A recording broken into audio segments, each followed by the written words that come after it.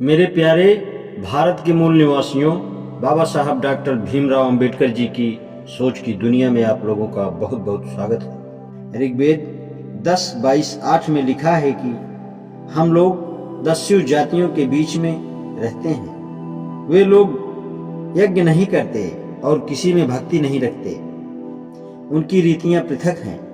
वे मनुष्य कहलाने योग्य नहीं हैं। शत्रु के नाश करने वाले इन लोगों का नाश कीजिए। इन मंत्रों से कोई बड़ी लड़ाई का आभास नहीं होता। अभी तक जांच आर्यों के दृष्टिकोण से होती रही। अब दासों और दस्युओं के दृष्टिकोण से देखिए। क्या दास या दस्यु नाम की कोई जाति थी? कुछ लोगों का मत है कि ऐसी कोई जाति थी। इसके दो कारण हैं कि ऋग्वेद में मृधावक तथा अनास दस्युओं के गुण बताए गए हैं। कि ऋग्वेद में दास कृष्ण वर्ण के कहे गए। मृधावक्र शब्द ऋग्वेद में 4 बार आया है। इसका अर्थ है वे लोग जो मधुर नहीं बोलते। इससे किसी जाति की भिन्नता का आभास ही नहीं होता। अनास शब्द ऋग्वेद के 5:29-10 में आया। इस शब्द के अर्थ के बारे में दो मत हैं, प्रोफेसर मैक्स मूलर का और सायणाचार्य का। मैक्स मूलर के अनुसार इस शब्द का अर्थ है बिना नाक का या चिपटी नाक का। सायणाचार्य के अनुसार इसका मतलब है बिना मुंह के। यह दो अर्थ पद विच्छेद के कारण हुए, यथा अन प्लस आस तथा अ प्लस नास। सायणाचार्य का अर्थ सही विदित होता है।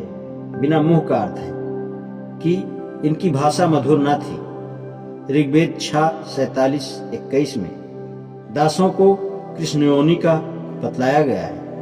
ऐसा केवल एक ही स्थान पर कहा गया है। फिर यह सब अलंकार के तौर पर प्रयुक्त किया गया है। तीसरा कारण यह हो सकता है कि दासों के प्रति घृणा के कारण ऐसा कहा गया हो। अब निम्नलिखित मंत्रों का ध्यान दीजिए। ऋग्वेद 6:22-10 हे वज्र, तूने दासों को आर्य बनाया है। अपनी शक्ति से बुरे को अच्छा बनाया है। हमको वही शक्ति प्रदान कर ताकि हम अपने शत्रुओं पर विजय प्राप्त करें। ऋग्वेद 10:49-3 इंद्र ने कहा, हमने दस्युओं का आर्य कहलाना बंद कर दिया है।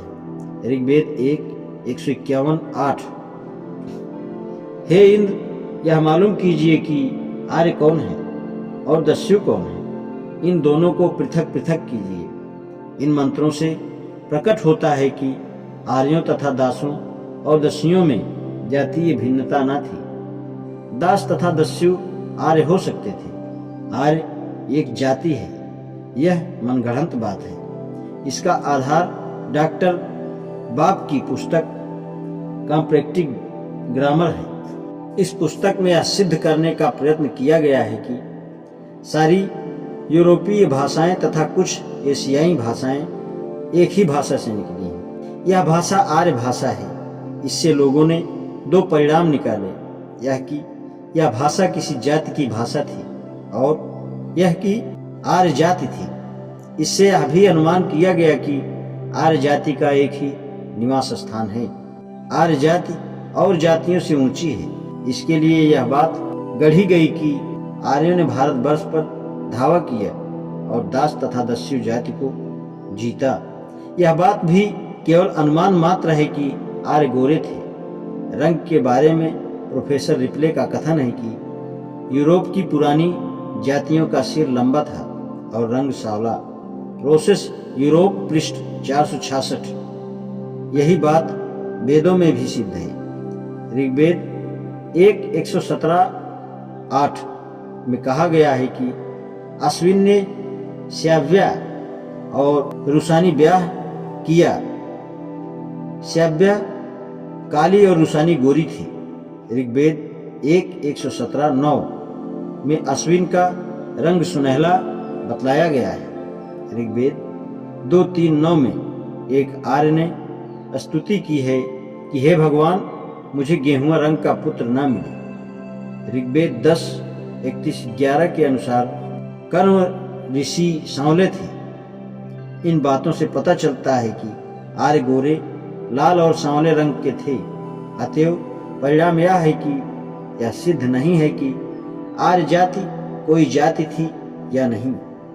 वेदों से यह सिद्ध नहीं होता कि आर्यों ने भारतवर्ष पर धावा किया और दासों और दस्युओं पर विजय प्राप्त की। इसका कोई प्रमाण नहीं है कि आर्य दास तथा दस्यु भिन्न भिन्न जाति के थे।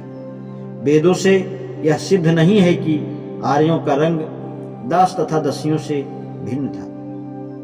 आज इतना ही, शेष कल। धन्यवाद।